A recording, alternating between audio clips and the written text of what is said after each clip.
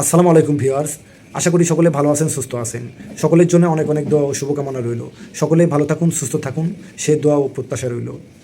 প্রিয় ভিউয়ার্স, আপনারা সকলে অবগত আছেন, আমাদের এই বাংলাদেশ আমরা আবার নতুনভাবে স্বাধীন করেছি। হাজারো ছাত্র জনতার রক্তের বিনিময়ে আমরা আমাদের এই বাংলাদেশকে আবার নতুনভাবে পেয়েছি। আমাদের এই বাংলাদেশকে নতুনভাবে পাওয়ার জন্য আমাদের ছাত্র জনতার অবদান কখনোই ভোলার মতো না। তাদের রক্তের বিনিময়ে আমরা আমরা আমাদের এই স্বাধীন সার্বভৌম বাংলাদেশকে আবার নতুনভাবে স্বাধীন করেছি। ভারতের আগ্রাসীমুক্ত বাংলাদেশকে আমরা নতুনভাবে প্রতিষ্ঠিত করার লক্ষ্যে আমরা এগিয়ে যাওয়ার জন্য আমরা আমাদের এই বাংলাদেশকে স্বাধীন করেছি। বাংলাদেশের প্রত্যেকটা সেক্টরে দুর্নীতি ছিল, এমন কোনো সেক্টরে নেই যে দুর্নীতি ছিল না। এই দুর্নীতির কারণেই আগের সরকারকে মানুষের মাঝে এমনভাবে একটা প্রতিক্রিয়া সৃষ্টি করে তোলে, সেই প্রতিক্রিয়া থেকেই আস্তে আস্তে মানুষের মনের মধ্যে ক্ষোভ থেকে আক্রোশ থেকে মানুষ রাস্তায় নেমে পড়ে এবং সরকারের লাঠিয়াল বাহিনীর সাথে যুদ্ধ করে আমরা আমাদের এই নতুন ফ্যাসিবাদ মুক্ত বাংলাদেশকে পেয়েছি। কিন্তু আমরা যে লক্ষ্যে এই দেশকে স্বাধীন করেছি, সেই লক্ষ্য কি আমরা পুরোটা বাস্তবায়ন করতে পেরেছি? বাংলাদেশের প্রত্যেকটা সেক্টরে দুর্নীতি ছিল, এখনও প্রত্যেকটা সেক্টরেই দুর্নীতি আছে, কম আর বেশি। আমাদের উদ্দেশ্যই আগে সর্বপ্রথম একটা দেশকে শক্তিশালী করতে হলে সেই দেশকে দুর্নীতিমুক্ত করতে হবে। সেই দুর্নীতিমুক্ত যদি করতে না পারেন, তাহলে কখনোই একটা দেশকে শক্তিশালী করা কিন্তু সম্ভব নয়। তাহলে আমরা যে উদ্দেশ্যে আমাদের এই দেশকে স্বাধীন করলাম, সেই উদ্দেশ্য বাস্তবায়ন করতে আমাদের এত দেরি কেন? বাংলাদেশের সরকারি যে অবকাঠামো ছিল, সেই অবকাঠামোটা পুরাপুরি দুর্নীতিগ্রস্ত। সেখানে অনেক পরিবর্তন হয়েছে, কিন্তু আরও পরিবর্তন করা জরুরি। আরও পরিবর্তন না করলে আমাদের দেশটা শেষ হয়ে যাবে। আমরা কখনোই নতুনভাবে স্বাধীন হলেও আমরা আর কখনোই আমাদের বাংলাদেশকে শক্তিশালী রাষ্ট্র হিসাবে প্রতিষ্ঠিত করতে পারবো না। অন্তত আমাদের এই প্রজন্ম আমরা দেখে যেতে পারবো না। আমরা যে উদ্দেশ্যে দেশকে স্বাধীন করেছি, সেই উদ্দেশ্যে থেকে আমরা কেন পিছিয়ে পড়ব? আমাদের প্রথম উদ্দেশ্য ছিল বৈষম্য বিরোধী বাংলাদেশ গড়ে তুলতে হবে। আর বৈষম্য বিরোধী বাংলাদেশ গড়ে তুলতে হলে অবশ্যই সবার আগে দুর্নীতিমুক্ত করতে হবে। বাংলাদেশের প্রত্যেকটা সেক্টরে এখন এমনভাবে দুর্নীতি হচ্ছে, আপনারা কল্পনাও করতে পারবেন না। আগের চেয়ে এখন আরও বেশি দুর্নীতি হচ্ছে। কত মানুষের হক মেরে খাচ্ছে, কত মানুষের চাকরিচ্যুত করছে, বিভিন্নভাবে মানুষকে নাজেহাল করছে, বিভিন্নভাবে বিভিন্ন অনিয়ম দেখিয়ে অন্যায়ভাবে মানুষকে শেষ করে দিচ্ছে। অথচ যারা সুবিধা নেওয়া, তারা সুবিধা নিয়েই যাচ্ছে। আগেও যারা সুবিধা নিচ্ছে, এখনও এসে তারাই সুবিধা নিচ্ছে। এই সুবিধাবাদী লোকগুলো ভালো না। এই সুবিধাবাদী লোকগুলো আগে আপনার সরকারি জায়গা থেকে দূর করতে হবে।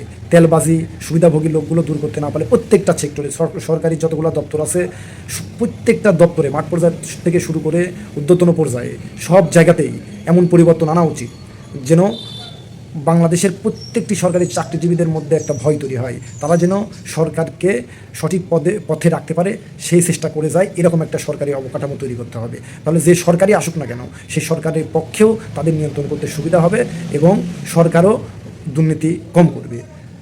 অতএব আমরা আমাদের লক্ষ্য থেকে পিছিয়ে আসছি, হয়তো বিস্তারিত বললাম না, কিন্তু সামাজিক যোগাযোগ মাধ্যমে বিভিন্ন সেক্টরে বিভিন্ন জায়গায় বিভিন্ন বিষয় নিয়ে দেখছি যে দুর্নীতি থেমে নেই, দুর্নীতি চলছে আগের মতোই। অতএব দুর্নীতি যদি আপনি শেষ করতে না পারেন, এই বৈষম্য বিরোধী বাংলাদেশ আপনারা কখনোই সৃষ্টি করতে পারবেন না। বৈষম্য বিরোধী বাংলাদেশ সৃষ্টি করতে হলে সবার আগে দুর্নীতি আপনাকে রুখতে হবে।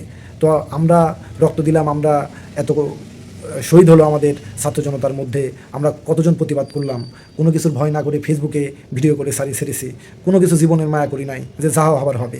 তাহলে আমাদের এত কিছু করে লাভ কী হলো বলেন? এখন তো দুর্নীতি আগের মতোই চলছে। আমাদের তো কোনো স্বার্থ নেই।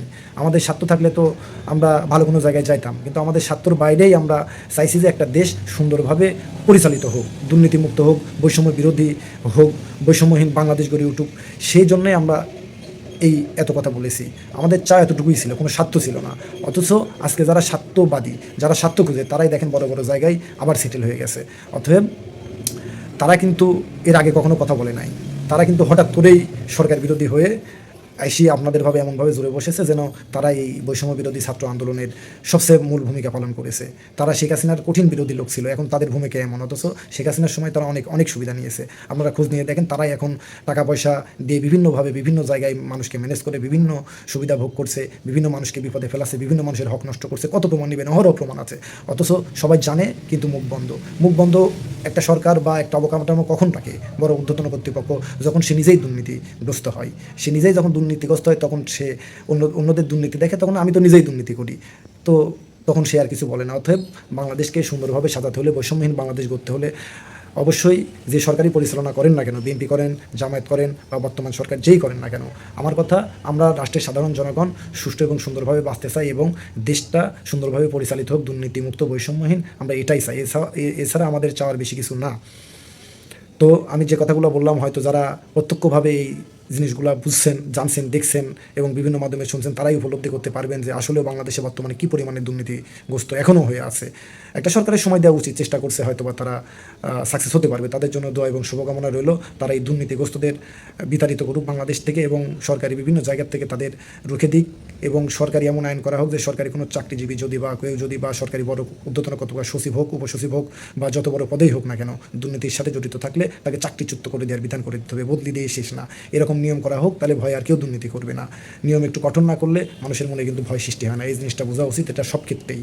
অতএব আপনাদের জন্য, বর্তমান সরকারের জন্য, আপনাদের যারা পরিচালনা আছেন দেশের, সকলের জন্য আমার পক্ষ থেকে শুভকামনা রইল। অবশ্যই আপনারা দেশকে সুন্দরভাবে পরিচালনার জন্য দেশের এই দুর্নীতিবাজদের বিচার করবেন এবং যারা বর্তমানে এখনও দুর্নীতি করছে এদের দিকে নজর দিবেন এবং এমনভাবে নজর রাখবেন যে তারা যেন কখনোই কোনোভাবেই কোনো দুর্নীতি করতে না পারে।